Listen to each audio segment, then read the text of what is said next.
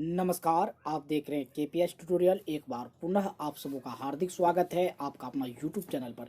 जैसे कि फ्रेंड्स, आप लोगों को मालूम होंगे कि आज बजट सत्र विधानसभा का प्रारंभ हो चुका है और बेसब्री से 7वें चरण का जो भी स्टूडेंट है, जो भी शिक्षक गण है, वो बेसब्री से इंतजार कर रहे हैं 7वें चरण का नोटिफिकेशन कब निकलेंगे। हम आपको एकदम पुख्ता सबूत के साथ, हालांकि मेरे पास में सुविधा नहीं होने के कारण हम आप तक सिर्फ वॉइस ऑडियो के माध्यम से ही हम आपको अवगत करवाते हैं, लेकिन सचिवालय अपडेट जो हैं ऋषिकेश सर के माध्यम से जो मुझे मालूम हुआ है, हम आप तक शेयर करने जा रहा हूं। तो आप वीडियो को अंत तक देखिएगा और पहली बार विजिट करें तो चैनल को सब्सक्राइब कर लीजिएगा, साथ ही बेल आइकन को प्रेस कर लीजिएगा। क्योंकि आज जो विधानसभा सत्र चला है, आज सत्र के माध्यम से और साथ ही सचिवालय में जो खबर हैं, सचिवालय जो अपडेट हैं, उससे यह स्पष्ट हो चुका है और आश्वस्त हो जाइए कि अब जो 7वें चरण है, सबसे पहली खुशखबरी हम आपको ये सुनाने जा रहे हैं कि मार्च के महीने में 7वें चरण का नोटिफिकेशन जारी नहीं हो पाएगा। यह अप्रैल के प्रथम सप्ताह में ही जारी होगा। और एक बात और हम आपको बता देते हैं, जो ऋषिकेश सर के द्वारा जो मालूम हुआ है, जो सचिवालय से जो अपडेट हुआ है, उसके माध्यम से हम आपको बता देते हैं, जो अभी तक 42,000 समथिंग 42,000 कुछ जो अभ्यर्थियों का चयन किया गया है छठे चरण में।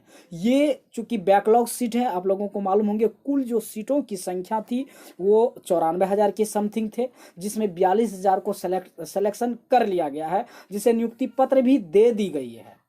हजार बार भी यूट्यूब चैनल के माध्यम से शिक्षा मंत्री आकर के ये बताते हैं कि जैसे ही छठे चरण की प्रक्रिया खत्म होंगे, हम वैसे ही 7वें चरण की प्रक्रिया प्रारंभ करेंगे। ये सही बात है, करने जा रही है, लेकिन सबसे बुरी खबर है कि नए रिक्ति नहीं जुड़ेगी। ये भी बात समझ लीजिए। चूंकि बजट जो पास हुआ है अभी सत्र के माध्यम से, जो आज खबर आ रही है, उसमें बजट में पहले ही पास हो चुका है कि 94,000 शिक्षक को अर्जेंट लेना है, लेकिन उसमें 42,000 ही भरा है। बाकी जो 50 से 55,000 के बीच में है, उसे किसी भी स्थिति में सरकार अवश्य ही लेंगे और नए रिक्ति अभी जुड़ने नहीं जा रही है। ये भी सच्चाई है। वो किसी भी स्थिति में जो बजट पेश हुआ है उसमें नए रिक्तियों की जिक्र नहीं किया गया है, और जैसे ही इनसे संबंधित कुछ भी न्यूज आएगा हम आपको जरूर ही बताएंगे। आप हम पर विश्वास नहीं करेंगे, लेकिन यही सच्चाई है और यही राह है। अब हम बात करते हैं कि जो शिक्षा मंत्री से पूछा गया या अब सचिवालय में जो खबर ली गई कि ये डोमिसाइल के साथ होगा या नहीं। अभी 3 सीटेट आने वाले हैं, लगभग 90,000 के समथिंग बीटेट सीटेट पास 7वें चरण के लिए एलिजिबल है, और इसमें जो छठे चरण से वंचित अभ्यर्थी है, जिसका कम मेरिट होने के बावजूद भी उसका नहीं हो पाया, वो सभी मिलाकर के 90,000 सीटें 90,000 स्टूडेंट बिहार में अवेलेबल हैं। और जो है हमारे पास जो सीटें हैं, वो सीटों की संख्या 50 से 55,000 के एबव है, 50 से 55,000 के बीच में है। तो वाकई में एक समझा जाए तो सिर्फ बिहार में अगर डोमिसाइल लग जाते हैं तो वैसे भी लग चुका है, चूँकि जो प्राथमिक शिक्षा निर्देशक पहले रह चुके हैं रंजीत सर, उसके द्वारा ही ज्ञापन के माध्यम से बता दिया गया था कि आने वाले दिनों में जब न्यू एजुकेशन पॉलिसी लगेंगे उससे पहले डोमिसाइल के साथ प्रक्रिया होगी।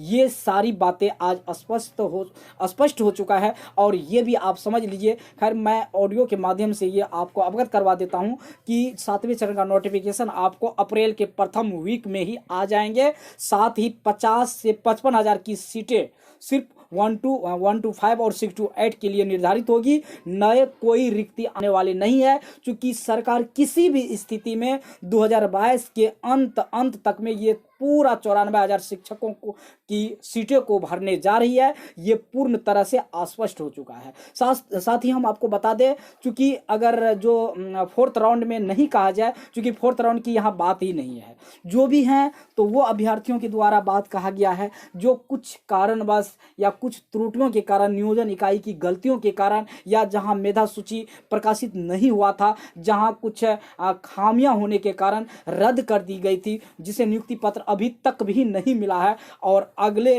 आदेश तक भी नहीं मिले हैं और उसको मिलेंगे भी। सो उसका काउंसलिंग भी अभी नहीं हो पाई है, जहां अभी तक एक भी नियोजन इकाई भी काउंसलिंग नहीं हुआ है। सभी को जोड़ा जाए तो यही 1000 से 1500 के बीच में ये सीटें छठे चरण के तहत जाएगी, बाकी जो होगी वो 7वें चरण में टैग हो जाएगा। आज के सचिवालय अपडेट से यह स्पष्ट हो चुका है कि कोई कुछ नए रिक्ति नहीं जोड़ी जाएगी, सिर्फ 50 से 55,000 के बीच में ही 7वें चरण को टैग कर दिया जाएगा और जल्द बिहार सरकार इस पर नोटिफिकेशन अप्रैल के प्रथम सप्ताह में निकालने जा रही है। आप आश्वस्त हो जाइए। वैसे भी 3, 4 और 5 मार्च को 7वें चरण हेतु जो भी स्टूडेंट हैं वो धरना प्रदर्शन करने के लिए तैयार है, सरकार को आगाह कर दिया है। जैसे ही 7वें चरण का स्टूडेंट वहां जाएंगे तो निश्चित तौर पर सचिवालय से या शिक्षा मंत्री के माध्यम से प्रेस रिलीज होगा कि हम 7वें चरण का बहाली कब और किस प्रकार करने जा रहे हैं। आज जो मुझे जानकारी है विवेक सर के माध्यम से, रिकेश सर के माध्यम से, सो हमने आपको प्रोवाइड करवाया। जो 7वें चरण का जो कोर टीम है उसके माध्यम से जो मुझे मालूम हुआ, हम आप तक कोशिश किया। अगर आपकी नज़र में अगर आपको कोई भी कहीं से भी इंफॉर्मेशन है तो आप मुझे बता सकते हैं, कमेंट बॉक्स में कर सकते हैं, या मेरा नंबर जो है सो अबाउट में दिया गया है, आप वहां से भी मेरे नंबर पर सेंड कर सकते हैं। सो आप हमारे चैनल पर बने रहेंगे। मिलते हैं नेक्स्ट वीडियो के साथ, तब तक के लिए धन्यवाद।